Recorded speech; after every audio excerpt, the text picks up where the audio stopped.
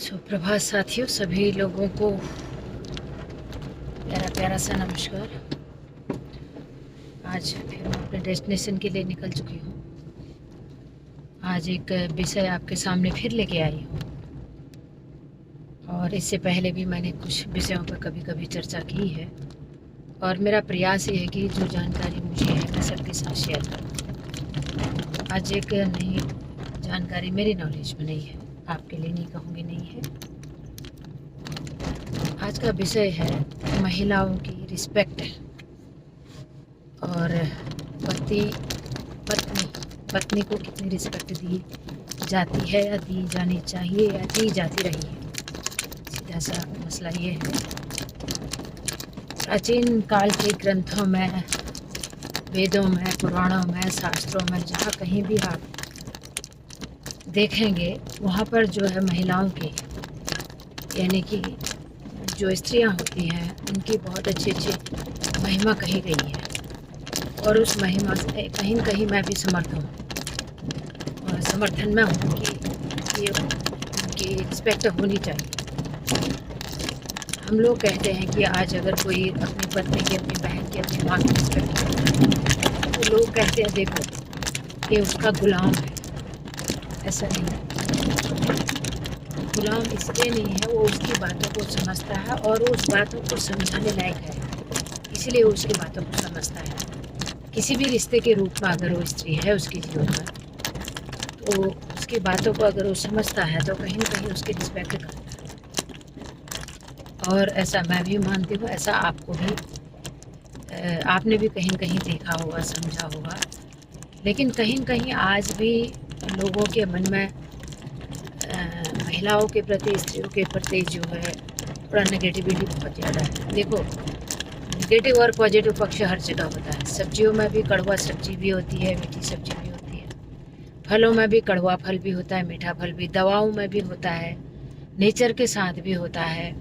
और पुराने शास्त्रों में अगर हम देखते हैं तो शास्त्रों में भी राक्षस और देवता दो पक्ष होते हैं कि राक्षस परेशान करते हैं और देवता उनसे संघर्ष करते हैं। सेम ईयर कि जो महिलाएं हैं हकीकत में रिस्पेक्ट करने योग्य हैं। कारण बता देते हैं। कारण एकमात्र ये है, पुराने जितने भी हैं देवी देवता, उनको भी देखिए, हमारे भगवानों का जब स्मरण किया जाता है तो उनको स्मरण करते समय सबसे पहले उनकी जो धर्मपत्नी होती है उनका नाम लिया जाता है। उदाहरण के रूप में एग्जाम्पल मैं आपको दे रही हूँ, वो एग्जाम्पल है सीताराम। अभी भी अगर कोई आपको बात करता है तो वो सीताराम बोलेगा और राम सीता नहीं बोलेगा। आपने अगर गौर किया हो तो, मैंने किया है इसलिए मैं आपके साथ ये बात शेयर कर रही हूँ। और राधा कृष्ण, कृष्ण राधा नहीं सुना होगा आपने, राधा कृष्ण। अगर आपने नारायण का नाम सुना होगा तो लक्ष्मी नारायण, नारायण लक्ष्मी कभी नहीं सुना होगा। शिव शंकर भोलेनाथ जो जगत में पालन करता, पालनहर्ता दोनों हैं, जिनको महाकाल के नाम से भी जाना जाता है, उनको भी पार्वती पति, पार्वती पतये नमः कहा जाता है। तो पार्वती के पति के नाम से उनको जाना जाता है, जितना मैं समझ पाती हूँ। इसीलिए उनका नाम आगे लिया जाता है क्योंकि वो पत्नियाँ, वो स्त्रियाँ स्मरणीय होती हैं, प्रातः स्मरणीय होती हैं, भगवती का रूप है। इसीलिए माना ये जाता है कि भगवती के रूप में जो है स्त्रियों की, कन्याओं की पूजा की जाती है। और करें भी क्यों, करनी भी चाहिए। इसलिए करनी चाहिए, अगर हम इनकी पूजा नहीं करते हैं तो समाज बनता नहीं है। समाज इन्हीं से बना हुआ है, समाज इनके बिना संभव नहीं है कहीं भी। इसीलिए नहीं है, समाज में ये नहीं है तो कुछ नहीं है। धर्म जिंदा है तो इनकी वजह से है। इन्होंने जो तपस्या की है पत्नी के रूप में, कन्याओं के रूप में, जहाँ जहाँ इनको स्मरण किया गया वहाँ वहाँ इन्होंने भगवती का, देवी का, काली का रूप धारण करके समाज की रक्षा की है। और इसीलिए जो है मेरा मानना यह है, जब परमपिता परमेश्वर, जिनको हम कलयुग, द्वापर युग, सतयुग, जहाँ जहाँ उन्होंने जन्म लिया वहाँ वहाँ पर जो है इस भगवती माँ, इस इन पत्नियों के, इन स्त्रियों के कारण उनको पूजा गया, उनको पूज्य माना गया। तो आप और हमें इन्हें इज्जत क्यों ना दें, इन्हें रिस्पेक्ट क्यों ना करें। इसीलिए मेरा मानना ये है कि हमको जो है स्त्रियों की, जो है महिलाओं की इज्जत करनी चाहिए, रिस्पेक्ट करनी चाहिए। हाँ, इसमें कोई दो राय नहीं, मैंने पहले ही कहा इस बात को स्पष्ट कि किसी के पास नेगेटिव पॉजिटिव दोनों पक्ष होते हैं। कुछों के स्वभाव में थोड़ा खरापन होता है, यूँ कहें कि किसी के स्वभाव में थोड़ा रूखापन हो सकता है, कड़वाहट हो सकती है, लेकिन कहीं न कहीं एक अंदर से मातृत्व का उनका भाव होता है। तो इसलिए मेरा मन था कि मैं आपको इस बात को शेयर करूं। जब शिव जी पार्वती के बिना नहीं है, नारायण लक्ष्मी के बिना नहीं है, और कृष्ण राधा के बिना नहीं है, और राम सीता के बिना नहीं है, तो हम और आप इन सब के बिना क्यों हैं, है ना। कहीं न कहीं नेगेटिव होता है, मैं मानती हूँ इस चीज़ को। कहते हैं एक बार जो है सुबह सुबह शिव जी गायब हो जा रहे थे, सुबह सुबह जाए घूमने और बड़ा खुश वापस लौटा है। पार्वती परेशान, पार्वती ने कहा ये सुबह सुबह जा रहे हैं, जा कहाँ रहे हैं, इनका मैं पता लगाऊं। स्त्रियों के स्वभाव की भी बात मैं बता रही हूँ यहाँ पर, चाहे वो माँ के रूप में है तो ये स्वभाव में होता है कहीं न कहीं। जब वो गई हैं उनको देखने तो उन्हें कुछ नहीं पता चलता। एक दिन उन्होंने गणेश से कहा, थोड़ा कहीं पर ब्रेक लग जा रहा है चूँकि थोड़ा ड्राइव भी कर रही हूँ, आप देख ही रहे होंगे।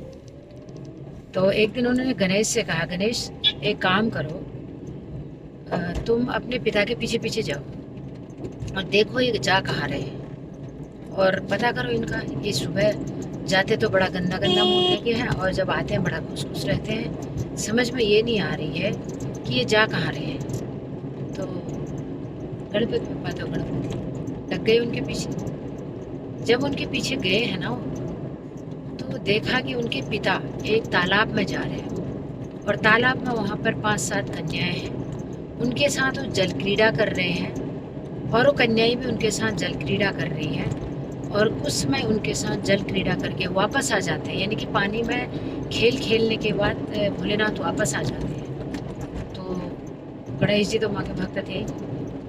उन्होंने कहा, माँ ये किसी स्त्री से मिलने जा रहे हैं, और पिता को मैंने देखा कि वहाँ पर बहुत सारी तालाब में कन्याएं थी, और उस तालाब में जो है उन कन्याओं के साथ इन्होंने जल क्रीड़ा की, और जल क्रीड़ा करने के बाद जो है ये वापस आए हैं तो बड़े खुश हैं।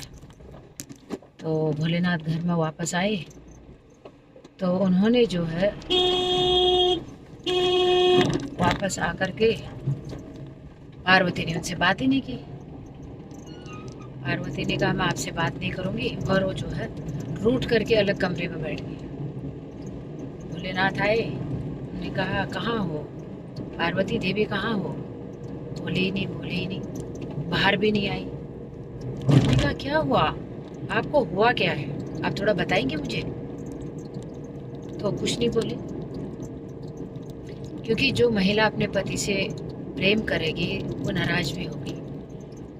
कुछ नहीं बोली, बहुत ढूंढा पूछा, उनसे नहीं बताया।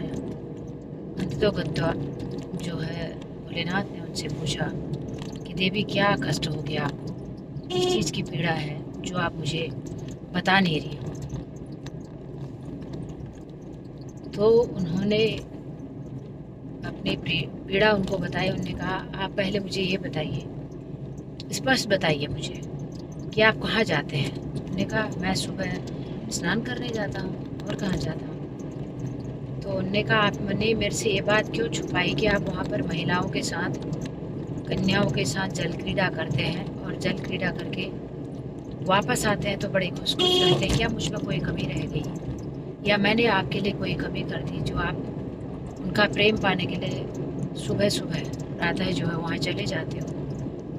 तो भोलेनाथ ने कहा देवी एक दिन आपको भी लेके चलूँगा, आप भी चलिए मेरे साथ।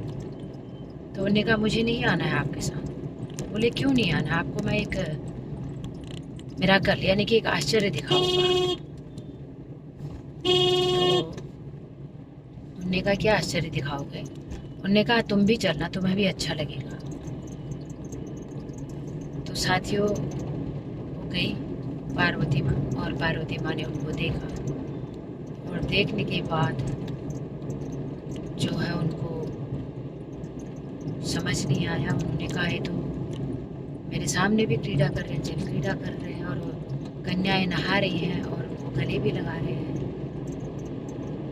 ये लगा कि अगर ये चीज़ गलत होती तो ये मेरे सामने क्यों करते? तो साथियों आपको पता वो कौन थी? वो जल क्रीड़ा करने वाली, जल में विहार करने वाली, भोलेनाथ के साथ खेलने वाली वो कन्याएं, जिनको कि पार्वती माँ कुछ समझ बैठी थी। वो कौन थी आप जानते हो? अगर आप नहीं जानते हैं तो आपको मैं अगले एपिसोड में बताऊंगी कि वो कन्याएं कौन थी। और इसीलिए अंत में फिर एक बात आपसे बोलूँगी कि आप और हम सभी लोग महिलाओं की, स्त्रियों की रिस्पेक्ट करें। अगर मानसिक रूप से किसी में विकार आ जाते हैं तो पहले एक बार प्रयास करें उन विकारों को दूर करने का। अगर बहुत ज़्यादा उसमें परिश्रम करना पड़े, सफलता ना मिले कि हम उन्हें नहीं समझा पा रहे हैं, तो उनको वहीं पर छोड़ दें। कुछ समय बाद एक समय ऐसा ज़रूर आता है कि वो चीज़ समझ में आ जाती है, वो दिखती है। जब तक किसी का प्रत्यक्ष प्रमाण न मिल जाए, आप और हम उनके बारे में धारणा ना बना लें कि ये गलत है, ये सही है, क्योंकि हमें गलत और सही का निर्णय करने का अधिकार किसी ने नहीं दिया। हमको न्यायालय नहीं बनाया किसी ने, हमको जज नहीं बनाया, हमको वकील नहीं बनाया किसी ने। हाँ ये ज़रूर है, किसी की बातों से सहमत, किसी की बातों से असहमत हम जरूर होते हैं। तो जिस प्रकार से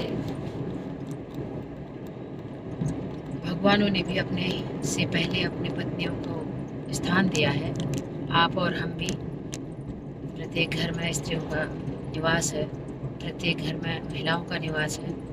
हम भी अपने से पहले उनको स्थान दें, क्योंकि उनके बिना संसार की कल्पना असंभव है। तो साथियों इसी के साथ ये अपना वक्तव्य यहीं पर समाप्त करती हूँ। अगले एपिसोड में मैं आपको बताऊंगी कि महाकाल भोलेनाथ के साथ खेलने वाली, जल क्रीड़ा करने वाली वो कन्याएं कौन थी। अगर आप जानने की इच्छा हो, आपको मेरा इस प्रकार के बीच बीच में कभी कभी मैं ले आती हूँ छोटी छोटी जानकारियाँ, अगर अच्छी लगती हों तो आप मेरा चैनल सब्सक्राइब कर लीजिएगा और लाइक भी कर लीजिएगा, ताकि मुझे ये समझ आ जाए कि मेरा ये वक्तव्य आपको सही भी लगा या नहीं। और सब्सक्राइब ज़रूर करें।